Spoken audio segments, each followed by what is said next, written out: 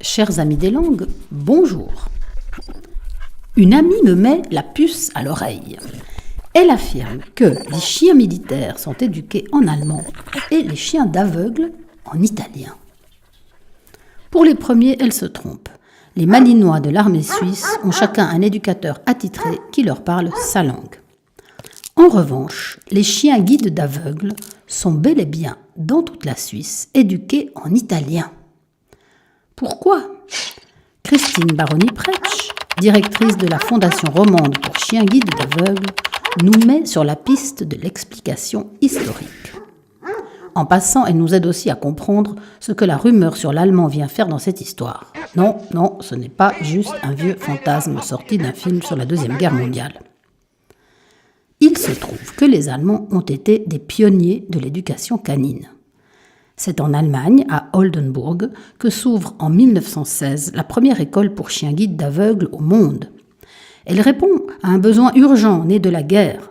Victimes des gaz de combat, ce sont des bataillons d'aveugles qui rentrent à la maison. Dans l'histoire de la pédagogie des chiens guides, un homme a joué un rôle majeur.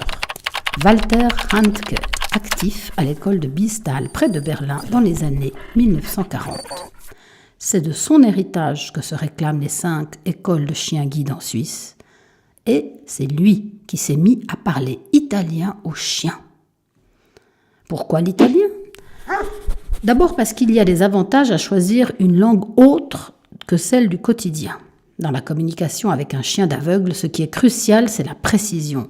Et en lui donnant des instructions dans une langue non familière, on s'épargne la tentation du bavardage. Autre avantage, on évite que le message soit parasité par d'autres voix, par exemple, dans la rue. Une autre langue que la sienne donc, mais pourquoi l'italien précisément ? Eh bien parce que, disait Walter Handke, il y a quelque chose en italien de plus vocalique, qui fait qu'on distingue mieux les sons. L'italien aurait-il plus de voyelles que les autres langues ? Eh bien non, c'est tout le contraire. Il en compte environ moitié moins que le français.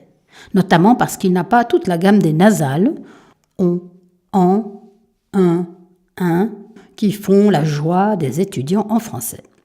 Si les voyelles de l'italien sonnent plus claires, c'est précisément parce qu'elles sont moins nombreuses et donc plus distinctes les unes des autres.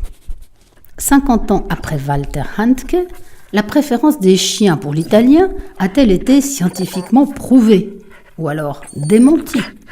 Ni l'un ni l'autre. Simplement parce que la question même du choix de la langue d'éducation canine n'intéresse plus les spécialistes. Ils vous expliquent que dans la communication avec l'animal, le langage verbal a beaucoup moins d'importance qu'on a pu le croire. Ce qui en a, c'est le ton de votre voix, votre langage corporel et surtout, la cohérence de votre attitude.